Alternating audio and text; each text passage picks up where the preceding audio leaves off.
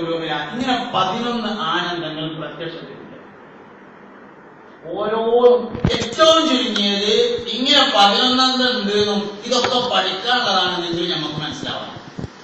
അപ്പോഴേ ആ വിഷയം നമുക്ക് തീർന്നു പോകുള്ളൂ. അല്ലെങ്കിൽ നമ്മൾ എന്തൊക്കെ പറയുമ്പോഴും എന്നാലിപ്പോ ആയിഷാബിന് അത്ര ചെറുപ്പത്തിൽ കല്യാണം കഴിക്കുന്നില്ലാന്ന് തോന്നുന്നു. 6 കല്യാണം കഴിച്ചു, വീട് കൂടിയത് 9 അന്നും ഇന്നും എന്നും സ്ത്രീകൾക്ക് 9 വയസ്സായ പ്രായം കഴിയും. സ്ത്രീകൾക്ക് 9 വയസ്സായ പ്രായം കഴിയും. നബി സല്ലല്ലാഹു അലൈഹി വസല്ലമ തങ്ങൾക്ക് 9 ബാക്കിയുള്ളവർക്ക് 4. അതൊരു വിവേചനല്ലേ? ഇവിടെ 4 കല്യാണത്തിന്റെ കാര്യം പറയുമ്പോൾ ഒരു വിഷയം മനസ്സിലാക്കേണ്ടതുണ്ട്. വിമർശകൻ പറഞ്ഞു കേട്ടാൽ തോന്നും ഒരു ഭാര്യ ഉള്ളത് നബി തങ്ങൾ 4 ആക്കിയതാണ്. അങ്ങനെയല്ല, 100 ഉള്ളത് 4 ആക്കിയതാണ്. 1 ഉള്ളത് 4 ആക്കിയതല്ല. ഞാൻ പറഞ്ഞാൽ എനിക്ക് മനസ്സിലാവണം. 1 ഉള്ളത് 4 ആക്കിയതല്ല. പിന്നെ 25, 30, 50 ഒക്കെ ഭാര്യമാരുള്ളത് 4 ആക്കി ചുരുക്കിയതാണ്. അപ്പോഴേ നമുക്ക് ആ പ്രശ്നം തീരുള്ളൂ. നബി സല്ലല്ലാഹു അലൈഹി വസല്ലം വരുന്ന കാലത്തുള്ള ഭാര്യമാരോ ഭർത്താക്കന്മാരുടെ അവസ്ഥ എന്താ? കച്ചവടത്തിന് ഒരു സ്ഥലത്ത് പോയിട്ട് 10 ദിവസം താമസിക്കുകയാണെങ്കിൽ 10 ദിവസത്തിൽ കൊണ്ടിട്ടു. കച്ചവടത്തിന് പോയിട്ട് ഒരു സ്ഥലത്ത് നിൽക്കുകയാണ് 10 ദിവസം. എന്നാൽ ഡേറ്റ് പറഞ്ഞിട്ട് 10-ാം തീയതി മുതൽ 20-ാം തീയതി വരെ വന്നിട്ട് കല്യാണം ചെയ്യും. അങ്ങനത്തെ കാലം പോണത്തൊക്കെ കല്യാണം ചെയ്യും. അങ്ങനത്തെ കാലം ഓരോരുത്തർക്കും 10, 20, 25 ഒക്കെ ഉണ്ടായിരുന്നു. അതും ചുരുക്കി. അത് ചുരുക്കുന്നത് 2 ആയത്തുകളെ കൊണ്ടാണ്. ഒന്ന് സൂറത്തുൻ നിസായിലെ 3-ാമത്തെ ആയത്ത്, രണ്ടാമത്തെ സൂറത്തുൽ അഹ്സാബിലെ 52-ാമത്തെ ആയത്ത്. സൂറത്തുൻ നിസായിലെ 3-ാമത്തെ ആയത്ത് ഉമ്മത്തിനോട് വിവാഹവുമായി ബന്ധപ്പെട്ടുള്ള ഒരു നിയമം പറയുന്നു. സൂറത്തുൽ അഹ്സാബിലെ 52-ാമത്തെ ആയത്തിൽ മുഹമ്മദ് നബി സല്ലല്ലാഹു അലൈഹി വസല്ലമയോട് വിവാഹവുമായി ബന്ധപ്പെട്ടുള്ള ഒരു നിയമം പറയുന്നു. സൂറത്തുൻ നിസായിലെ 52-ാമത്തെ ആയത്തിൽ സൂറത്തുൻ നിസായിലെ 3-ാമത്തെ ആയത്തിൽ 3 കാര്യങ്ങൾ പറയുന്നുണ്ട്. നല്ലോണം ശ്രദ്ധിക്കുക. ആ ആയത്ത് ഇറങ്ങാൻ തന്നെ ഒരു പശ്ചാത്തലം.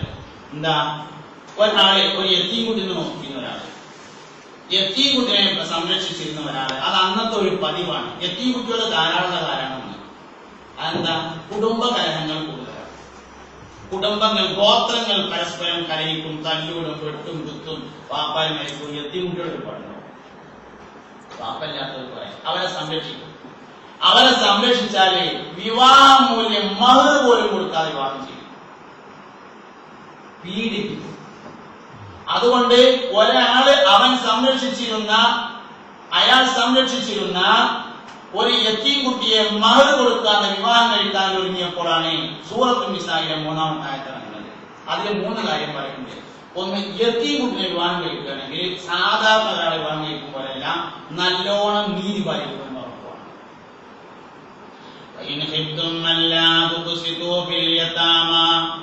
യത്തീം കുട്ടിനെ കല്യാണം കഴിച്ച് ആ വിഷയത്തിൽ നീതി ചെയ്യാൻ കഴിയില്ല എന്ന് നിങ്ങൾക്ക് ഭയം തോന്നുന്നുവെങ്കിൽ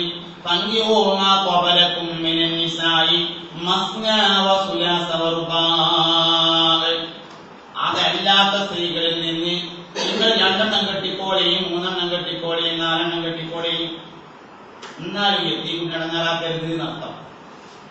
അല്ലാതെ 2 കുട്ടിയാലും നിങ്ങൾ എന്ത് ചെയ്യരുത്? യത്തീം കുട്ടിനെ ഇടങ്ങാറാക്കരുത്. യത്തീം കുട്ടിനെ കെട്ടിയിട്ട് അതിന് നീതി ചെയ്യാൻ നിങ്ങൾക്ക് കഴിയില്ലെങ്കിൽ നിങ്ങൾ ആ അദ്ദേഹത്തിൽ നിൽക്കണ്ട. അല്ലാതെ 2 കെട്ടിക്കോളി. എന്നാൽ യത്തീം കുട്ടിനെ ഇടങ്ങാറാക്കരുത്. അതാണ് അതിൽ 1-ാമത് പറഞ്ഞത്. 2-ാമത് പറഞ്ഞതാണ് ഈ ആയത്തിൽ 2, 3, 4 വിവാഹം കഴിക്കുക. 3-ാമതൊരു കാര്യം കൂടി അതിൽ പറയുന്നുണ്ട്. അതിനും നിങ്ങൾക്ക് നീതി ചെയ്യാൻ കഴിയുമെന്ന് തോന്നുന്നില്ലെങ്കിൽ, അതിനും നീതി ചെയ്യാൻ കഴിയുമെന്ന് നിങ്ങൾക്ക് പേടി തോന്നുന്നുവെങ്കിൽ നിങ്ങൾ അടിമ സ്ത്രീയെ വിവാഹം കഴിച്ചാൽ മതി. അതായത് 3-ാമത്തെ കാര്യം. സ്വാഭാവികമായും അവിടെ ഒരു തോന്നലുണ്ടാവും, ഇസ്ലാം അടിമത്ത സമ്പ്രദായത്തെ പ്രോത്സാഹിപ്പിക്കല്ലേ. അടിമ സ്ത്രീ വിവാഹം കഴിച്ചാൽ എന്താ ഉണ്ടാകുക? അടിമ സ്ത്രീയെ വിവാഹം കഴിച്ചാൽ ആ അടിമ സ്ത്രീയെ പിന്നീട് വിൽപ്പന നടത്താൻ പാടില്ല. വിൽപ്പന നടത്താൻ പാടില്ല എന്ന് മാത്രമല്ല, കുട്ടിണ്ടായാൽ എന്തായാലും പിന്നെ കച്ചവടം ചെയ്യാൻ പാടില്ല. ഇയാള് മരിക്കുന്നതോടുകൂടി അടിമ സ്ത്രീ സ്വതന്ത്രമാകുന്നതാണ്.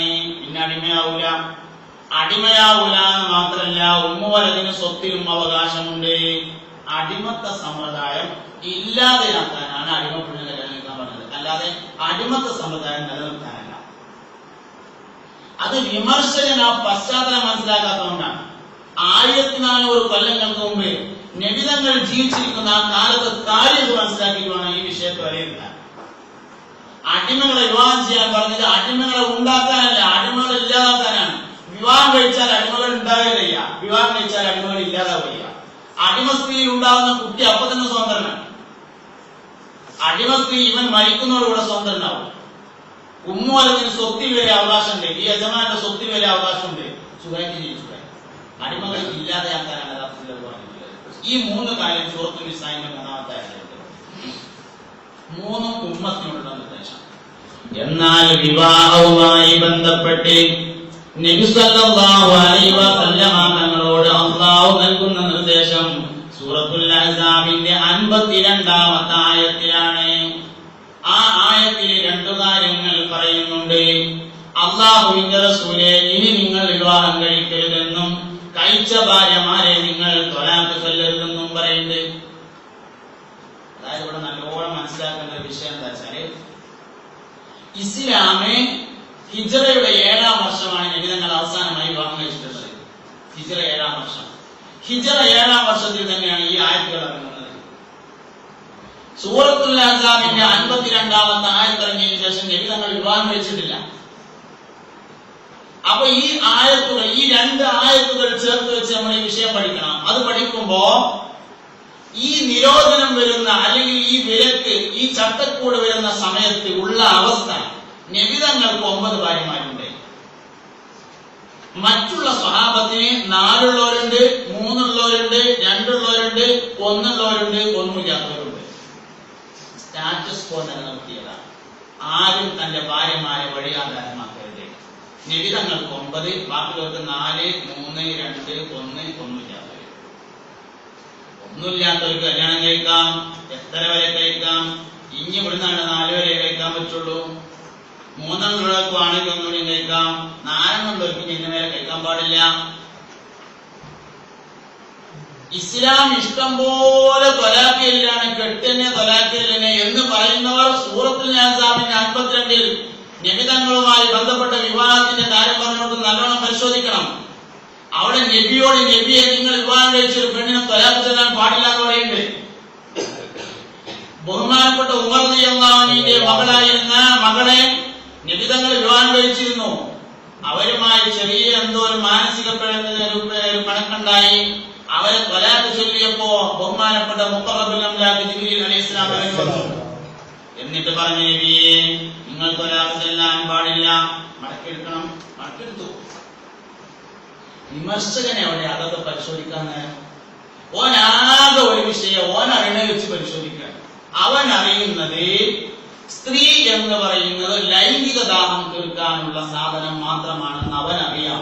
അത് വെച്ചുകൊണ്ടാണ് അവൻ ലോകപ്രഭുവായ മുഹമ്മദ് നബി സല്ലല്ലാഹു അലൈഹി വസല്ലമയെ കാണുന്നത്. അതാണ് പ്രശ്നം. ലോകപ്രഭുവിനെ അവൻ അവന്റെ മാനദണ്ഡം വെച്ചുകൊണ്ട് അളന്നപ്പോൾ പ്രശ്നം പറ്റിയതാണ്. അപ്പൊ അഹ്സാബിന്റെ 52-ൽ നിങ്ങൾ ത്വലാഖ് ചൊല്ലരുതെന്നും കൂടി പറയണ്ടേ. ഇഷ്ടം പോലെ ത്വലാഖ് ചൊല്ലാനല്ല, ഈ നിലവിൽ ഉള്ള ഒരു ഭാര്യയോട് താല്പര്യമില്ലെങ്കിൽ ഒഴിവാക്കാൻ പറ്റില്ല എന്നാണ് പറയുന്നത്. നബി സല്ലല്ലാഹു അലൈഹി വസല്ലം 11 വിവാഹം കഴിച്ചു. പുണ്യനബി വഫാത്താകുമ്പോൾ 9 ഭാര്യമാര്.